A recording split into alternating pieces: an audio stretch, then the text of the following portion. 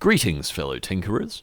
Lately, I've been trying to design a model aircraft, but I've become lost, as usual, on a side quest to cut the perfect wing out of polystyrene foam. I was inspired by the many videos on hotwire CNCs already on YouTube, but, I didn't really take the time to learn from them. Instead, I just launched right into my own design. This means it probably cost me a lot more, it turned out pretty messy, but I took a few unique design decisions along the way that you might find interesting. I decided to start from some of these single-axis kits. These are great, but I'm not sure it's optimal for this joint here to be supporting a cantilever. It would be better if this plate was bigger so that the wheels could run on the outside, but then that would take up more space. So, to get them moving, I bought a kit including this X Pro V5 controller device. Although honestly, next time I think I'd go for those bare PCB versions. This is just an ESP32 CNC controller board under the hood. My main gripe with this device is that it's marketed as a 4-axis controller, but the 4th axis isn't even enabled in the default firmware, so you have to go through the whole nightmare of reflashing the firmware anyway. I flashed it with a software called Fluid NC. You can find my config file in the video description if that would be useful to you. The power supply on the side here is probably actually a bit overkill for this tool. It's just a 20 volt high current supply. Originally I wanted to use it to drive the hot wire, but this actually turns out to be fairly difficult. I could for sure just connect it via a MOSFET and drive it with a PWM signal, but then every time the length of the wire changes, it would go out of calibration. Instead of controlling voltage or duty cycle, I wanted to be controlling the current. So what I came up with instead is this Arduino over here in the corner. It receives a PWM signal from the controller, which corresponds to the spindle speed. This gets mapped to a range of 0 to 4 amps and sent as an SCPI command over the RS-232 port over here. I used Rust to program the Arduino, and would you believe it was actually a really pleasant experience. Of course, there's less documentation for the Rust workflow than there is for the official C++ Arduino IDE, but the hardware abstraction crates are genuinely quite impressive, and the code is vastly more pleasant to read than the equivalent C++ would have been with my C++ skills anyway. This is the CoRad KD3005P, which is a very reasonably priced bit of kit.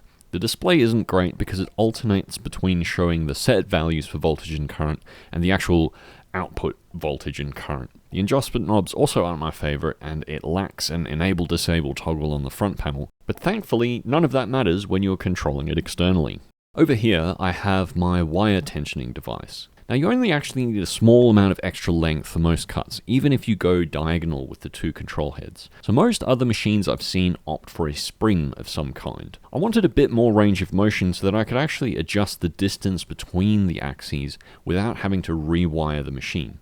So I designed this spool of nichrome wire on the back here, and then the elastic band comes around this separate front pulley to keep it under tension. The extension for the elastic band up top here helps to keep the tension force more constant, because the longer your spring is, the less rapidly the force increases as you stretch it. There are these 0.4mm 3D printer nozzles to accurately guide the wire. If the wire is clean, it's actually possible to power the wire by clipping the alligator leads onto the brass nozzles, and that helps for more extreme diagonal cuts so that the alligator clip on this side doesn't collide with your part as the wire is drawn out. The last feature I want to point out is my clamping solution. It's just another extrusion with these sliding 3D printed carriages and some screws to hold the foam by the very bottom lip, which keeps it out the way of the hot wire.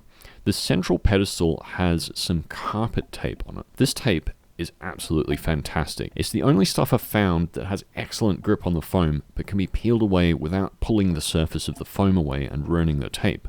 It can be used again and again. For cuts where the clamp still gets in the way, you can usually find some way to use this tape to hold it in place instead.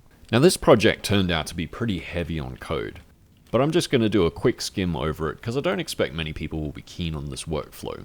If you want to skip to the action where we cut some foam, check out the timecode shown on screen. Here I'm demonstrating 2 ways to generate a NACA 0012 airfoil. You can either just specify the designation name, or you can fill out the parameters yourself. In this case I'm creating a 0 camber airfoil, so some parameters in the second method have no effect. The airfoil object is really just a wrapper for a list of coordinates that describe the outside perimeter of the airfoil shape. But it has a feature that lets you add some circular holes as it gets decomposed into G-code. Note that the shape shown here is a single continuous path, and there's a thin cut up to the upper surface to the hole. The decomposition algorithm is specialized to work on two airfoils at the same time, as we'll see next. To help with that, we can construct a wing segment object that will give it some length to space out the airfoils as well. The wing segment class has a helper method for plotting. I created it that way so that you can plot many segments at the same time, which you often want to do if designing a wing, but we'll stick to just one for this demo. I'm going to change the chord lengths to 150 and 120 millimeters to give our segment some taper. And to introduce some dihedral, we can translate one of the airfoils in a vertical direction. Here's a snippet I prepared earlier. Note that if we add the holes after the translation, they will end up being level with each other, allowing us to insert a carbon fiber rod later. I'll plot the decomposed line strings using some matplotlib incantations. L and R are lists of coordinates, so I'm concatenating them here and plotting each list in a separate color. Note that the corresponding segments have been broken up into the same number of points, and segments have been broken at sharp corners. This is critical to keeping the cut in sync because the wire will follow sort of the same number of dots at a time on each of the two profiles. Next, we need to create a machine setup object. This wraps a wing segment object and collects the remaining information needed to generate the G-code. We must provide the foam width, but in a future version I'll make it so it's inferred from the wing segment object. We'll also provide the height and depth of our foam blank, and we need to specify the distance between the tool heads on the physical machine. I'll override the default maximum and minimum cut speeds. The machine will go faster on straight cuts and slow down near tight curves. There's a tricky compromise when one of the tool heads has to move faster than the other.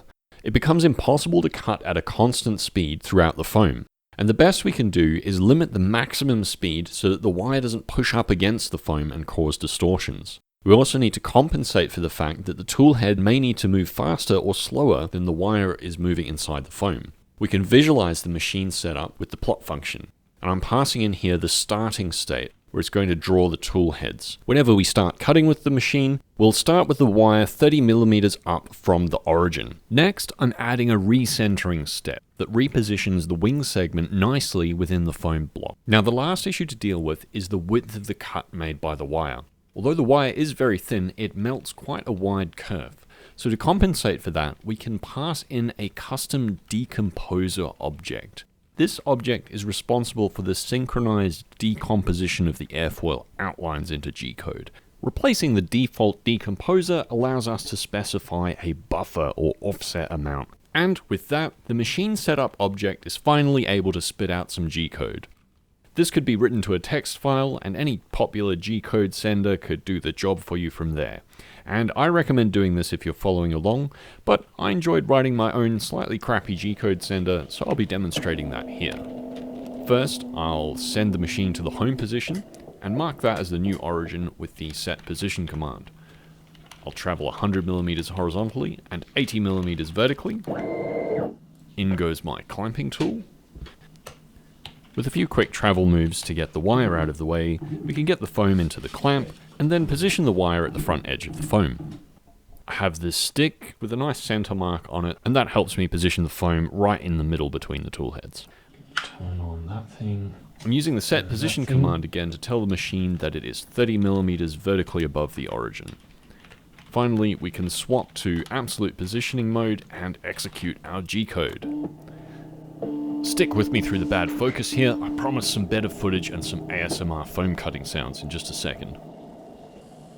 This process does seem to work best when cutting slowly, so I'm speeding things up a fair bit.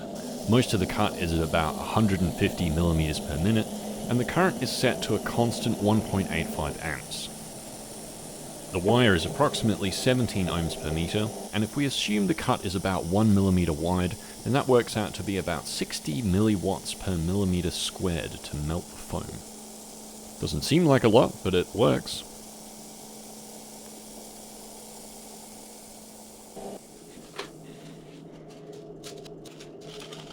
And with the cut complete, we can now reconfigure our code to cut the mirror opposite section.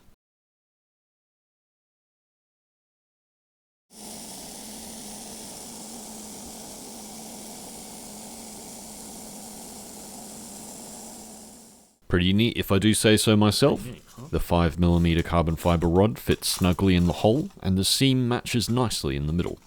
You can see the slight dihedral angle that we added there, and a really clean surface finish overall. To demonstrate the glue up, I cut a third section that's going to fit between our two symmetrical pieces. The first step is to protect the edges with some masking tape. I'm cutting it into thinner strips. This makes it easier to conform to the curved surface, and as a bonus, save some tape. I have some water in this tiny spray bottle, and I'll use that to moisten one side of the joint. That's going to speed up the cure time for our Gorilla Glue. I try to wipe away the excess glue near the spar hole, since it won't be easy to remove the squeeze out later. Some pins will keep everything in alignment, and some elastic bands will make sure it's a good tight joint. I captured this nice little time lapse of the glue foaming out of the joint. Don't feel tempted to put tape over the joint to prevent this. This makes the foam spread out over a much bigger area and then becomes very difficult to remove without destroying the surface. Well, that's it for this video. I really appreciate you watching. I'm really sorry I don't have a finished airplane to show you in this one, but if you hit like and subscribe, I'll be back soon with another video very soon on that.